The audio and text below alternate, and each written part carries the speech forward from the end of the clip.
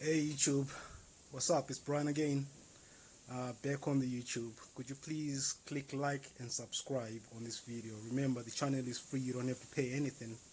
So, I'll greatly appreciate your support.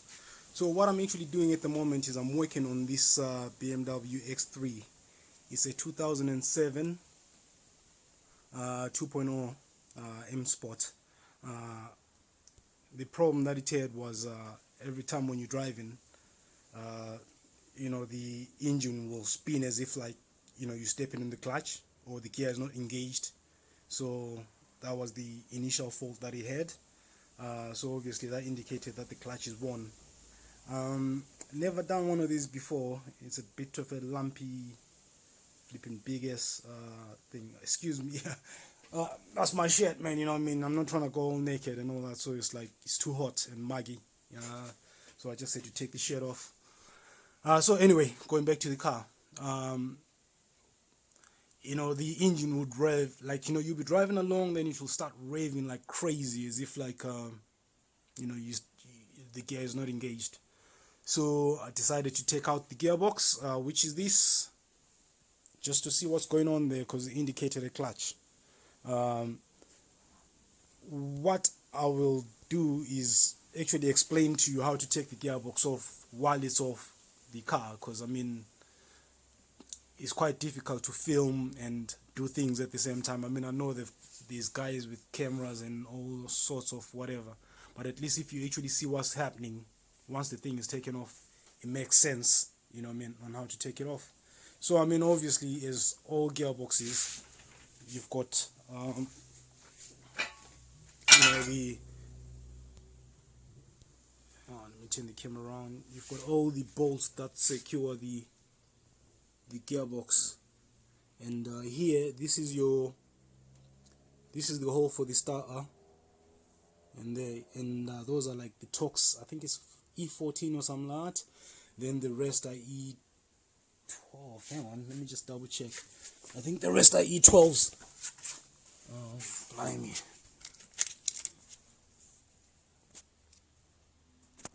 They are they are E12s. So you've got an E12 and E13, so all the way around.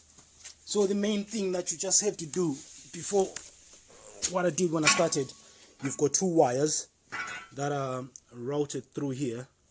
Can you see these clips? Let me just start this side. You've got this clip and this clip here, and all these wires go to the gearbox connectors there, and then there's another one that goes to the lambda. So if you take that one off and take it out of position, you do the same this side as well.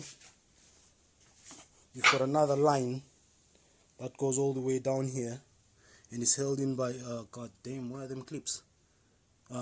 It's held in by these clips, and if I quickly show you the wires,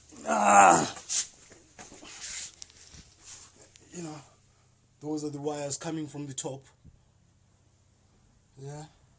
Then you've got another one coming from this side. Yeah. Then what I'll say, the most difficult thing, actually it's not difficult, it's easy peasy, but if you don't know what's going on, this thing here is a bit confusing. So all it is you've got this pin here that goes in there, and on the other side it's like a safety pin. It goes in there and it sits on the gearbox and it's clipped in there.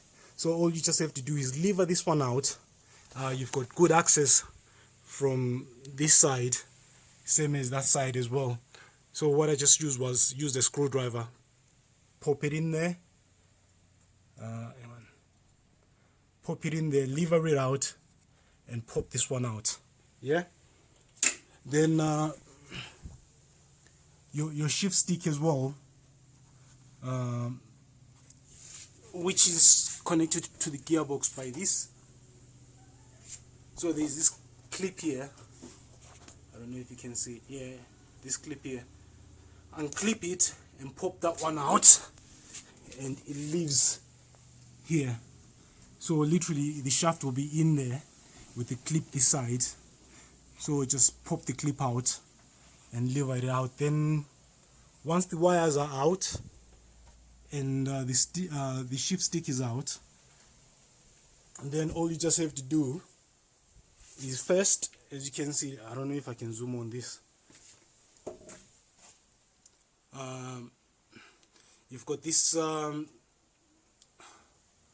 what do you call it now, the drive shaft housing there, and this side as well.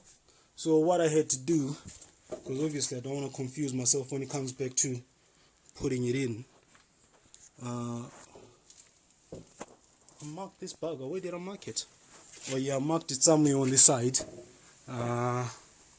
with some T-Pex. I think it's on the other side, so that when it goes back exactly where it came out from. And undid the anchor bolts, then just levered it to the side. Then same as the front drive shaft, you've got this drive shaft here, undo the drive shaft, pop it on the side. What else? Yeah, then obviously underneath you'll have, before you get to all that, you'll have all these tinware and some braces and all that. That's just basic. I mean, you can figure it out. But the main thing is there's this brace here.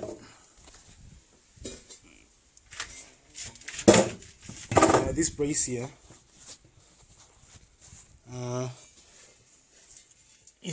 that's what holds the gearbox in place. So it sits something like hang on. Yeah, it sits something like this down here. Yeah, this bit here, do it last, because that's what holds the gearbox in place. Obviously you've got the input shaft that side, and you've got this brace here, the mount. So make sure that you just do this mount last. You know, secure your gearbox. Then once it's all secure and all that, remove these bolts and just let the gearbox hang. Not hang because you don't want it hanging on the shaft, but you know, it's loose, then it can be levered out. I haven't taken the clutch. I mean, I presume, you know, if you're thinking of doing the gearbox, you know how to do the clutch. But just to quickly show you, hang on, let me just get a camera. I just want to show you how bad this clutch is, how badly worn this clutch is. If I can get a torch, excuse the mess.